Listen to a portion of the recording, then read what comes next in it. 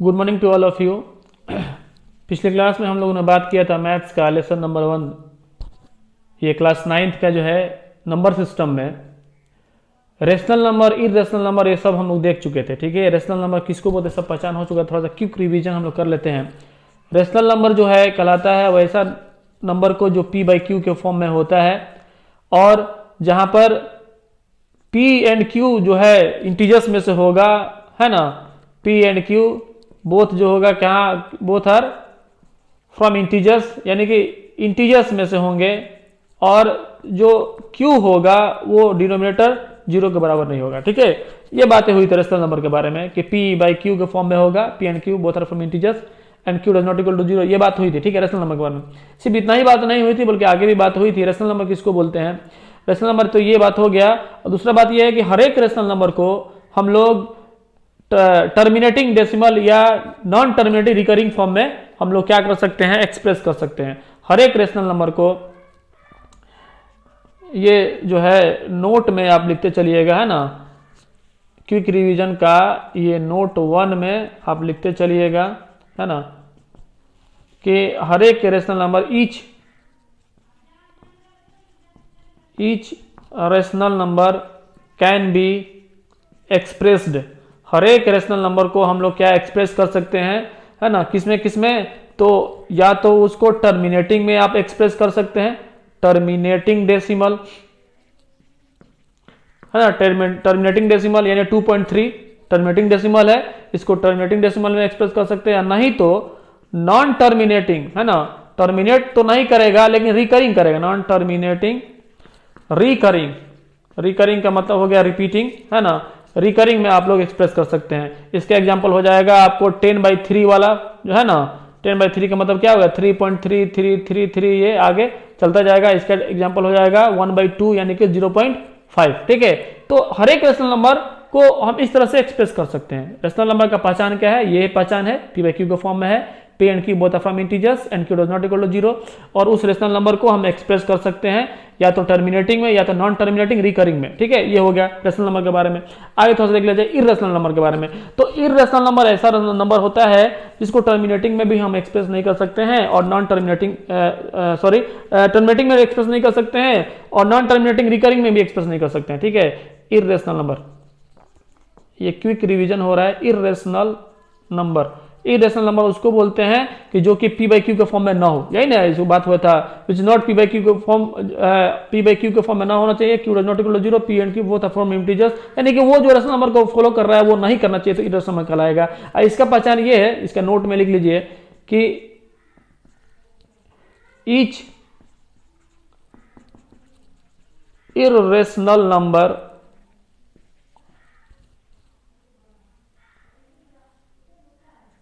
cannot be expressed किसमें, तो ना ही वो टर्मिनेटिंग में, each rational number cannot be expressed neither terminating decimal nor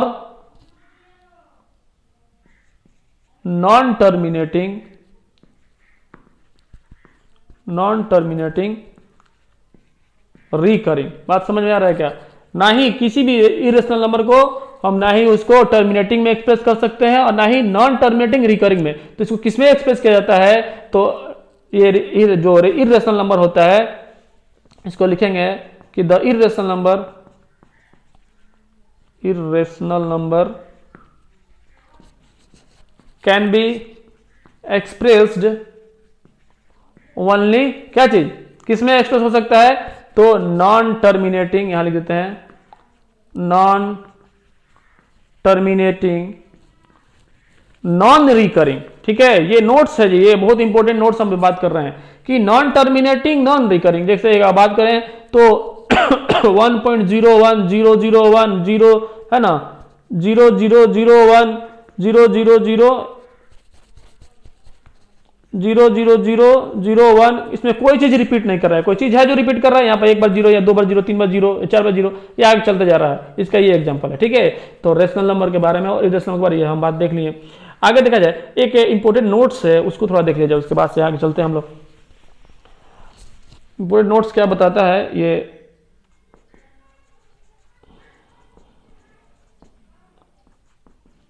इसको भी लिख लिया जाए। बोला है कि ए रेशनल नंबर, मतलब कि इसको लिखते हैं उसको समझाते हैं। A rational number P by Q is expressible as a terminating decimal only when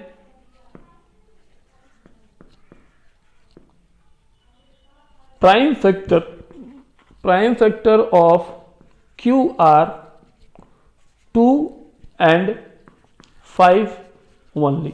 देखा जाए, बता रहा है कि ये बहुत इंपॉर्टेंट नोट्स है ना।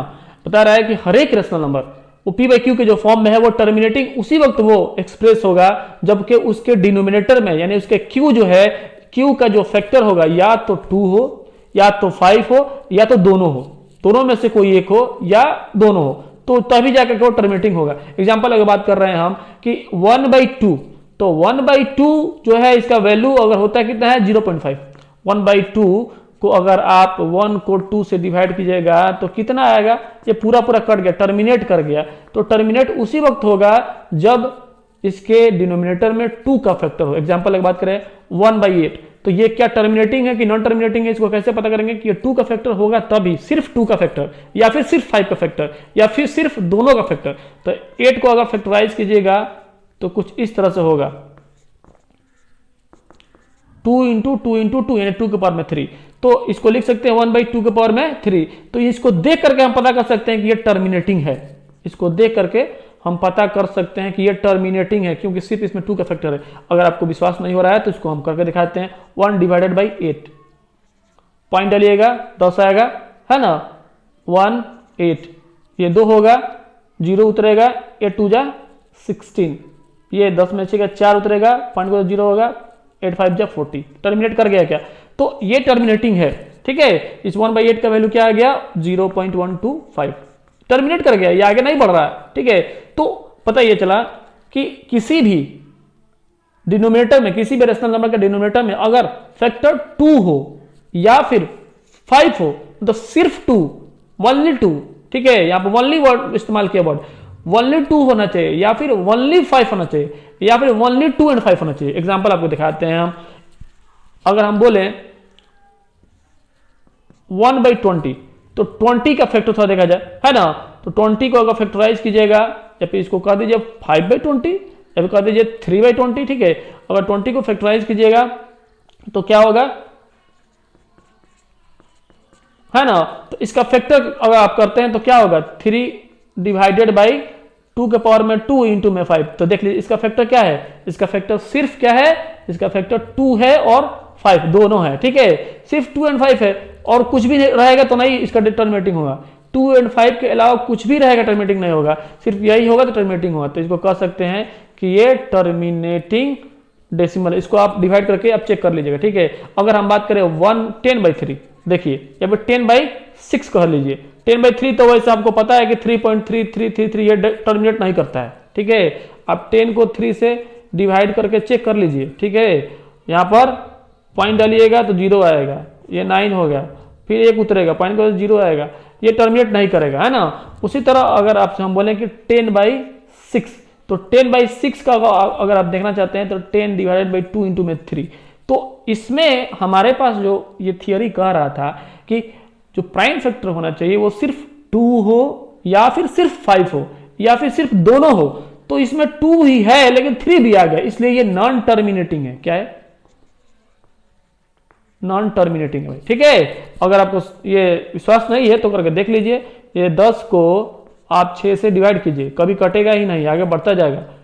ये है रेशनल नंबर, ये रेशनल नंबर है लेकिन नॉन टर्मिनेटिंग, रिकरिंग है। ठीक है, देखिए 6 1 जा 6, तो उसमें 6 गया 4.0, ये 6 6 जा 36, 10 में 6 गया 4, खत्म, पॉइंट को 0, 6 6 जा 36, है ना। तो उसमें 6 गया 4 0, ये क्या है पॉइंट 1 पॉइंट कितना 1 पॉइंट जो है 6 ये आगे बढ़ता जाएगा, ठीक है, डैश डैश डॉट डॉट लगा दीजिएगा, ठीक है। तो पता क्या चला कि कोई भी चीज बिना हम डिवाइड किए हुए पता कर सकते हैं। ये डिवाइड करने के बाद से पता लगा ना कि टर्मिनेटिंग ना टर्मिनेटिंग है, लेकिन ये थियोरी के हिसाब से बिना डिवाइड किए हुए हम पता कर सकते हैं कि उसका डिनोमिनेटर को चेक करेंगे। डिनोमिनेटर अगर इसको फैक्टराइज करने के बाद से कि उसका फैक्टर अगर सिर्फ 2 होगा तो टर्मिनेटिंग, अगर सिर्फ 5 होगा तो भी टर्मिनेटिंग, या फिर सिर्फ दोनों हो जाए 2 और 5 हो जाए तो भी टर्मिनेटिंग, सिर्फ 2 के साथ कोई दूसरा नंबर आ जाए 5 के अलावा तो नॉन टर्मिनेटिंग, 5 के साथ कोई दूसरा नंबर आ जाए तो भी नॉन टर्मिनेटिंग, ठीक है। दोनों होना चाहिए, अकेले अगर 2 हो तो भी टर्मिनेटिंग, अकेले अगर 5 है तो भी टर्मिनेटिंग, या फिर दोनों एक साथ आ जाए और दोनों के अलावा कोई दूसरा नंबर नहीं हो तब टर्मिनेटिंग, ठीक है। दोनों एक साथ आ गया, दूसरे के अलावा उस दोनों के अलावा कोई दूसरा नंबर है तो नॉन टर्मिनेटिंग, ठीक है, ये बात है। तो ये हो गया आपको, हाँ ठीक है। इसके बाद आगे चलते हैं हम।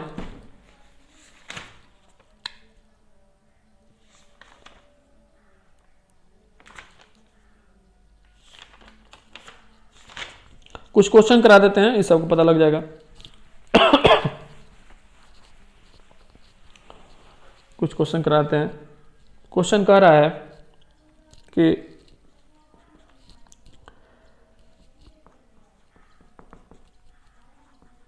विदाउट एक्चुअल डिवीजन, बोला है कि बिना एक्चुअल डिवीजन का, है ना, बोला है कि find which of the following rational numbers are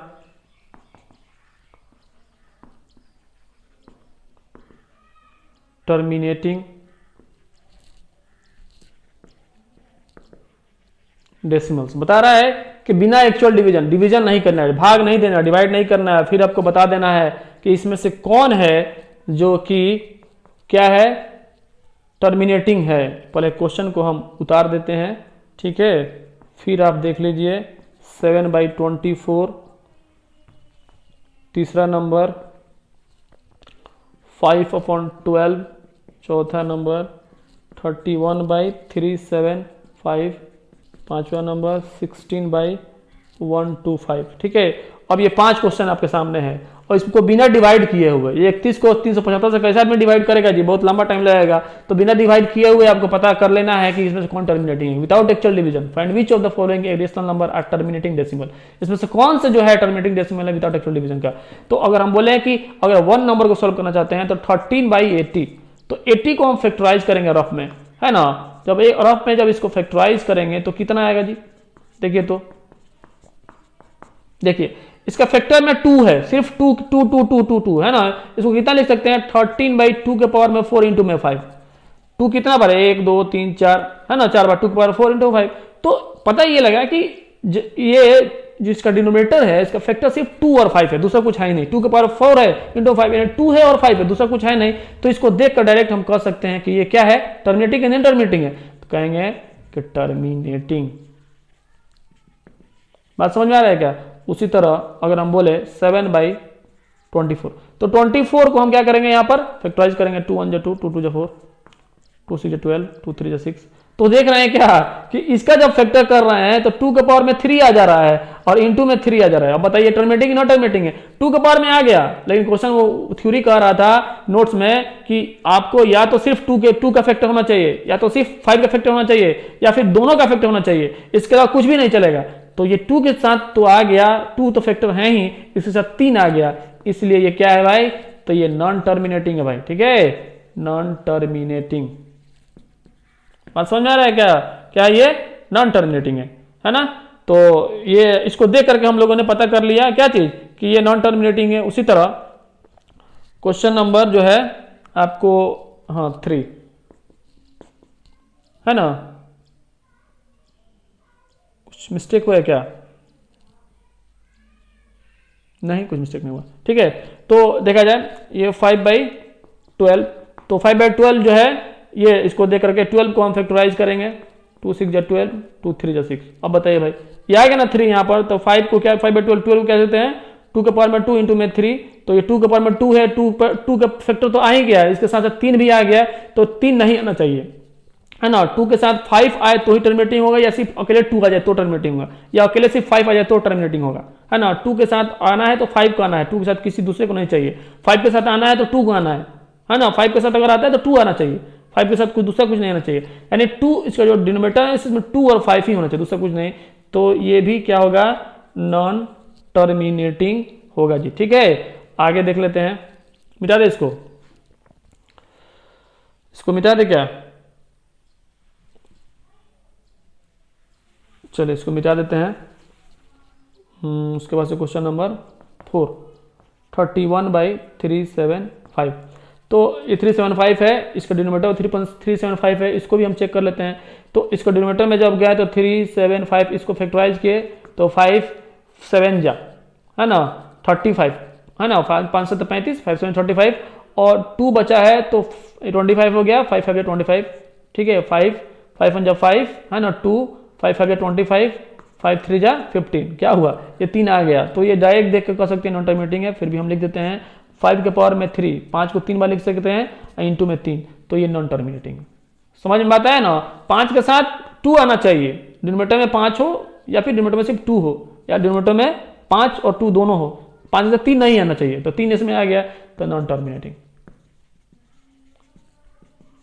समझ में आता रह गया। उसी तरह 16/125, तो 125 आ गया, तो अब 125 को जब फैक्टराइज करेंगे इसके डिनोमिनेटर को, तो किस तरह से, ये 5 2 जा 10, 5 5 जा 25, 5 5 जा 25, तो ये टर्मिनेटिंग है। कैसे, 16 के पावर में 5 के पावर में 3 आ गया ना जी, 5 और 3, तो पता लगा कि ये क्या है, ये टर्मिनेटिंग है, सिर्फ 5 है, टर्मिनेटिंग। समझ में आता है क्या।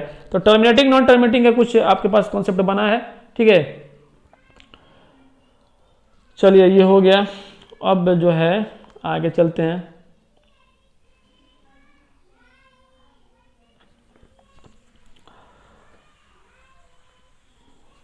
एक और थ्योरी है, उसको देख लिया जाए, फिर आगे चलते हैं। थ्योरी कह रहा है कि आपको क्या है कि किसी भी नॉन टर्मिनेटिंग और रिकरिंग नंबर को क्या करना है, आपको एक्सप्रेस करना है P/Q के फॉर्म में। अगर मान लीजिए कि आपके पास टर्मिनेटिंग है ना, क्वेश्चन थोड़ा देते हैं, एक क्वेश्चन बनाते हैं, एक्सप्रेस